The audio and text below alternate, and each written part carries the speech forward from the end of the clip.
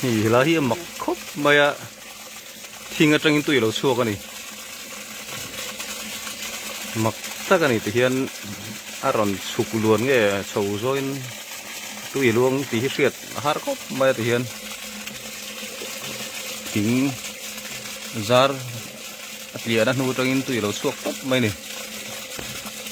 hallelujah hết tiếng hít khó về là mù tù vang khóc mày tiếng electric về ngay hết tiếng tầm mấy hi ngày tua thì thui khóc mày lại muốn thì bùi tay in bùi là thiêu thế này ạ thì chỉ làm department đang thiêm đấy thì này mặc tất cả này thì tùy thì căng chặt lâu đấy này ngắt đi thum bel xuống tôi nhiều mấy thì hiền